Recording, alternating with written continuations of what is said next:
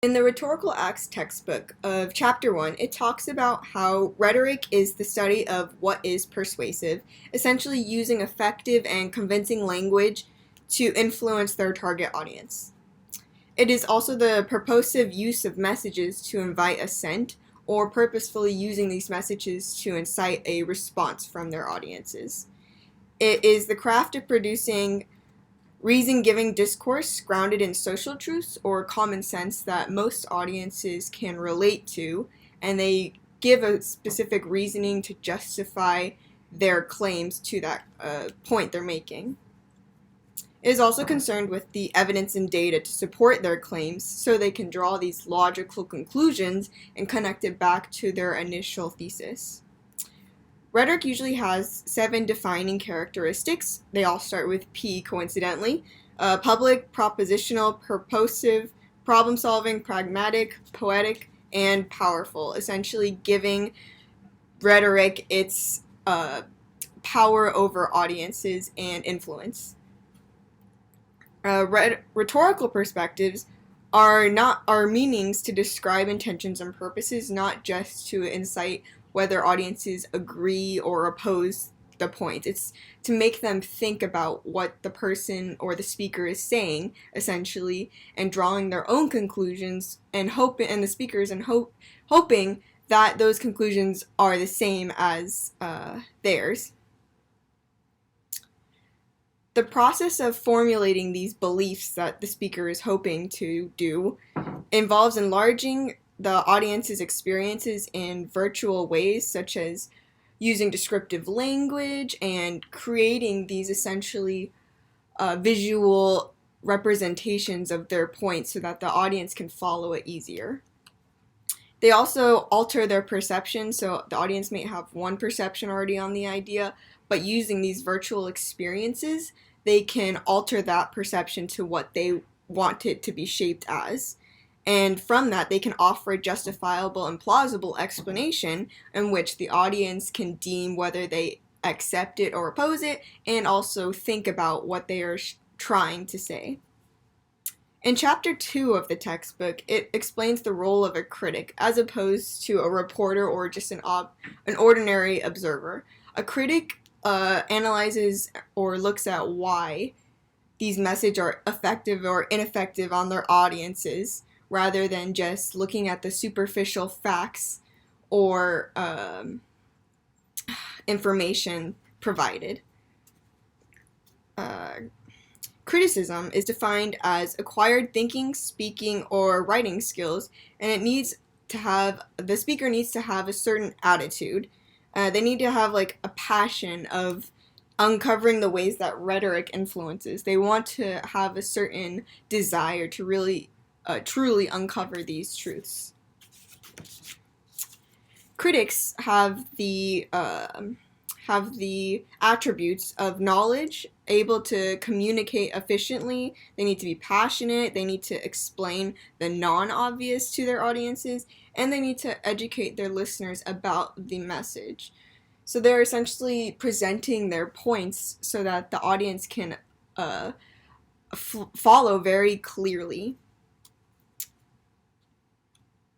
Reading rhetorical acts analytically and descriptive analysis follows certain criteria, and when speakers or writers are forming their arguments or preparing their arguments, they must follow these certain criteria, and that is purpose, audience, persona, tone, evidence, structure, and strategies.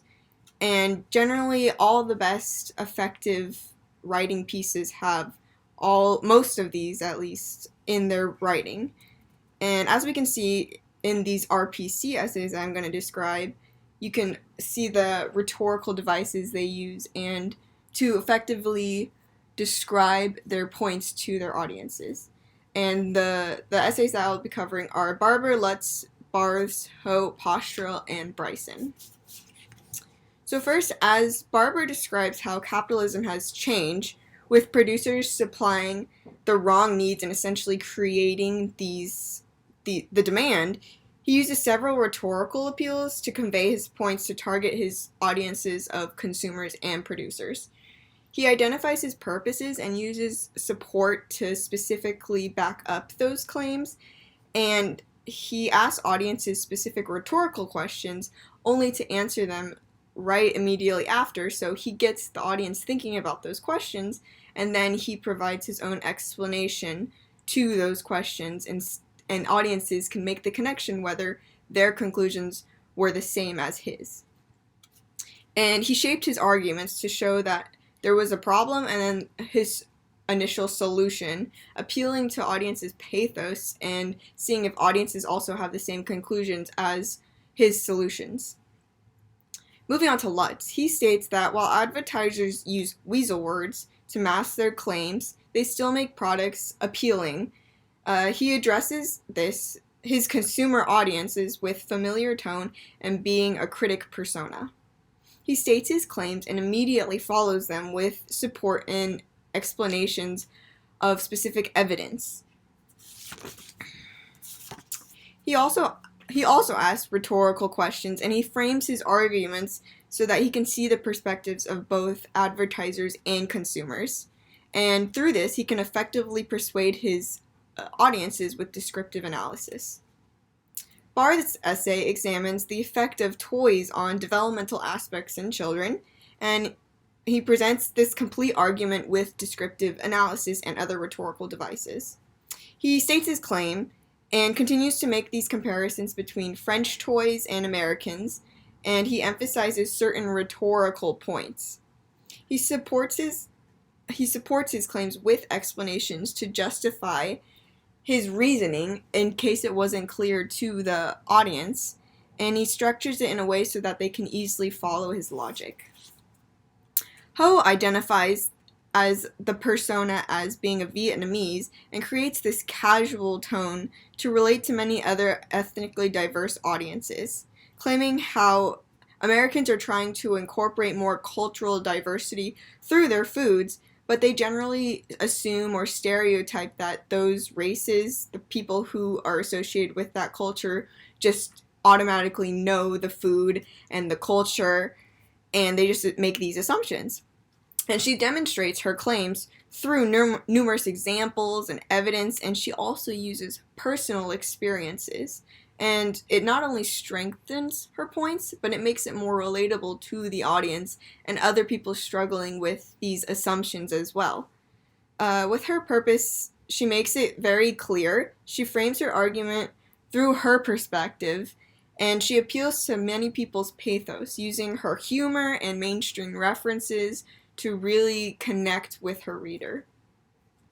As Pastoral explains how universal and convenient chain stores have become, she analyzes why this has happened and its essential effect on consumers and how they have become almost reliant on these big chain stores. She effectively states her claims and she supports it with citable evidence from different sources. She justifies her reasoning to provide a clearer understanding to the reader and audiences, which are essentially consumers. And with a formal tone, she structures easy and clear to follow arguments, helping the reader out more and helping the reader create their own conclusions. Bryson presents his essay with providing factual background of their topic and leading into the claim that advertisements have evolved through the decades, creating and changing consumer society. He has used numerous examples and facts to display his points throughout his whole essay, visually creating his arguments and allowing the audiences to clearly follow.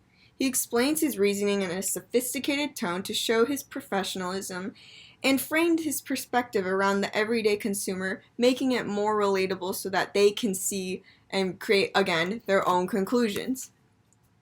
Overall, these RPC essays effectively demonstrate the rhetorical devices speakers use to efficiently persuade their audiences.